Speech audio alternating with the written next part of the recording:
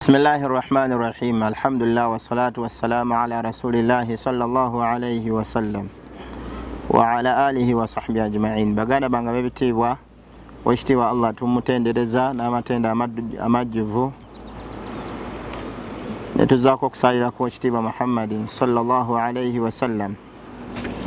Baganda banga bebitibwa tulina ensonga enkulu gye bayita omwana mu bulamu bw'omuntu, era nga Allah jalla jalaaluhu bwe yali agyogerako yagiyita fitina, yagiyita kigezo. Teyali fitina yakutugezesa wabula kyali kigezo gye tuli buli aweebwa omwana. Era senga omuddu afuna omwana mu bulamu bwe aba amaze okufuna ekigezo nga Allah jalla jalaaluhu amugezesezza alabe butya bw'anaakuza omwana oyo. Ng'omusomo gwaffe ogw'olwaleero tugenda kutunulako omuzimu ku nsonga ezituvunaanywako eri abaana baffe. Abaana ensonga ze batubanja okubeera nga tuzibakolera. Ensonga esooka kyenjagala osooka omanye nti omwana ono mu bulamu bwe Allah jalla jalaaluhu amutuwadde okuva buto bwe mpaka ku myaka 14-15 nga taweebwa mpeera mu birungi byonna by'abaakoze, ng'ate ebibi by'abaakoze mwana wattu Allah jalla jalaaluhu abimusonyiwa. Ebirungi byonna biteekebwa ku akawunti ya muzadde we, so ng'ate ebibi Allah n'abimusonyiwa. Naye singa omwana aweza emyaka egy'obukulu, Allah jalla jalaaluhu aggulawo akawunti ye n'atandika omuwa ku buli kirungi kyonna ky'akola, ate buli kibi kyakola n'abeera ng'era amuwa ku akawunti ye. Naawe muzadde era naye n'ofunako pasenti yo oba percentage yo ng'omuzadde yamuzaala ku buli kirungi kyakola n'ekibi kyakola. Ebbanga ly'omala nga tomuleze bulungi ovunaanwa ku buli kibi kyakola. Ensonga esooka, abazadde tuvunaanwa husnu ikhtiyaaru zawji, omwana akubanja okumulondera maama we omulungi.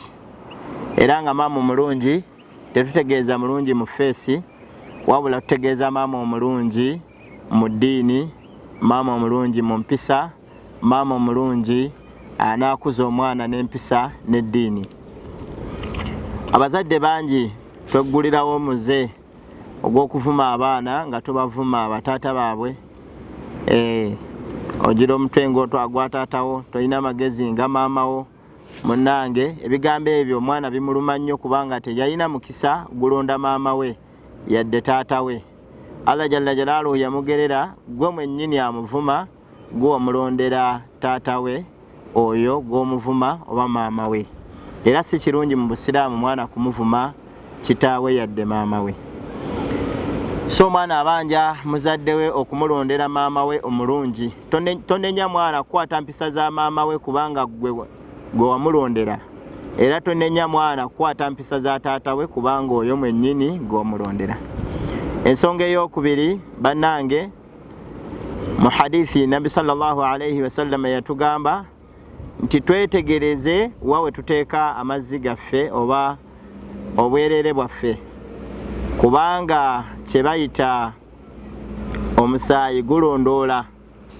Era mukimanyi bulungi nti obukojja bw'omwana wo buyingira nnyo mu mwana okusinga gwe mwennyini embeera zo. Nabi sallallahu alayhi wa sallam kwe kutugamba hadithi eyo nti twetegereze, twekengere wa we tussa amazzi gaffe, kubanga omusaayi gulondoola. Oba oli awo gye wajja maama, omusaayi guyinza okutuukayo ne gumulondoola. Kyewuunyisa okuba ng'omanyi nti bakojja oba bannyina ba mukyalawo babbi, naye nga weebuuza omwana wo bubbi yabujjawa. Kyewuunyisa okubuuza nti omwana wange yajjawa okuloga, naye nga bakojja b'omwana wo balogo. Mwana wattu omusaayi ogwo gugenda gulondoola omwana oyo eri ebukojja bwe. Ensonga ey'okubiri etubanjibwa ku mwana okubeera nga tubasabira. Nga Maryam alayhi salam yasabira abaana be, yasabira omwana we, era Ibrahim munda oba mu lulyo lwa Imrani basaba Allah jalla jalaluhu okubeera nga abawa abaana oba omwana omulongoofu. Allah n'abawa Maryam, kyokka nga ate Maryamu ne bagamba Allah walaysa dhakaru kal untha, ono gw'otuwadde mukyala oba muwala naye tayinza kubanga mulenzi, kubanga omulenzi yasobola okukola obulungi oba oli awo eddiini. Allah jalla jalaluhu era n'abatuukiriza ekirooto kyabwe ku lw'edduwa zaabwe, n'abawa omulenzi eyali Isa alayhi salaamu yali nabbi wa Allah ku lw'edduwa ze baasaba. Ibrahim alayhi salaamu bw'amala okuteeka, mujjukira bulungi bwe yatwala omwana we ne mukyala we mu lusenyi, yabalekaawo naye oluvannyuma yabasabira edduwa n'agamba Allah rabbana inni askantu min dhurriyyati biwadin ghayri dhi zar'in 'inda baytika al-muharram rabbana liyuqima as-salah. Yasabira abaana be n'agamba Allah ndesa abantu bange mu lusenyi awatali kiriwo, tewali kiriwo okujjaku ggwe Allah jalla jalaluhu. N'agamba Allah nkusaba obaye bayimirizeewo eddiini yaabwe, bayimirizeewo essala, yani bayimirizeewo eddiini. Faj'al af'idatan minan nasi tahwi ilayhim, ogibafuulira ensonga eddiini eyo okubeera nga bafuna emigaso, bafuna emigaso. Bannange tusabire abaana baffe nga bakyali mu mbuto, tusabire abaana baffe nga tubazadde, kyoyagala babeere kisabe eri Allah jalla jalaluhu. Ensonga eyokusatu husnu ikhtiyarul ism, okubanga tulongoosa obanga tubalondera amannya amalungi. Kama qala sallallahu alayhi wasallam, yagamba wekitiibwa Muhammadin sallallahu alayhi wasallam ti amannya amalungi ge mannya ga Allah ismullahi aljalal, ge mannya ga Allah abdullahi, abdurrahman, abdurrahim, so nga ate amannya agaddakaawo ge mannya g'abambiya alayhim salam. Totuma mwana wo mannya gatali malungi, kubanga gasobola okugoberera oba asobola okugoberera amannya ge wamutuuma. Niwe gaba mannya ga kika, tuuma omwana wa amannya amalungi oba oli awo gayinza okweyagaliramu. Ensonga eyokuna bannange, omwana atubanja okubeera nga tumulabirira.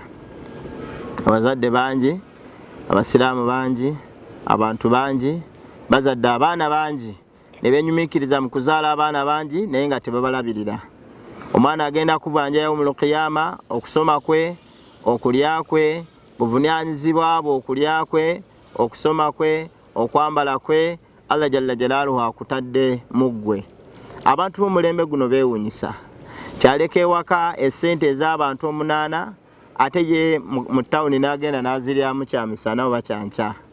Ng'ewaka aleseeyo omutwalo gumu abantu 8 ate ye n'agenda n'asaba ekyenkya kya mutwalo, naye ng'ate buvunaanyizibwa bwe kulabirira abantu be okusinziira ku busobozi bwe, nga bwe yagamba ekitiibwa Muhammadi sallallahu alayhi wasallam. Bannaye tulabirire abantu baffe okusinziira mu busobozi bwaffe Allah bw'atuwadde. Abaana baffe batubanja okwambala okusinziira mu busobozi bwaffe, okusoma okusinziira mu busobozi bwaffe, era tubasomesa eddiini yaabwe. Ekigambo ekyokutaano, tuyigirize abaana eddiini. Eddiini okugiyiga nno omwana biri ebintu bibiri byokka ebikuŋŋaanyizibwamu ebisigadde byonna. Ekisooka, omwana okutegeera Allah we mu bwomu bwe, nga bw'aba asinza tateekako kirala okujjako okusinza Allah mu bwomu bwe. Ensonga eyokubiri, omwana ategeere halal wal haram, ategeere ebintu ebigwana okukolebwa n'ebitagwana kukolebwa. Omwana ono senga ayiga ebintu ebigwana okukolebwa n'ebitagwana kukolebwa, tovunaanwa ggwe omuzadde we ku ebyo byakoze, kubanga wamala omuyigiriza halal wal haram. Ekigambo ekisembayo era nga abaana baffe bakitubanja, al adil bainahum, okubeera nga tubeera n'obwenkanya wakati w'abaana baffe, tubeere n'obwenkanya wakati w'abaana baffe. Abazadde bangi tusize obuyeekera mu baana oba obukyayi mu baana wakati waabwe, olaba tebakolagana, ng'omanya nti ekizibu kiri ku ggwe mwennyini omuzadde oba maama waabwe, okubeera nga tobawa bwenkanya wakati waabwe. Ne bw'oba ojjula mmere obaawula, ne bw'oba ogaba ngoye obaawula, olagira ddala obutali bwenkanya okusinziira mu ngabayo. Bannange ekintu ekyo kireetera abaana okubeera nga bakyawagana wakati waabwe. Akasemberayo ddala tuyambeko ku baana baffe butabi banaafumbirwa oba batya we banaawasa. Omwana wo tomukkiriza kugenda kuwasa oba oli awo gy'otamanyi mbeera zaabwe, kubanga abazzukulu gwe agenda okubeera nabo. Wabarakallahu fikum wa jazakumullahu khairan jazaa fi dunya wal akhirah. Assalamu alaikum wa rahmatullahi wa barakatuhu.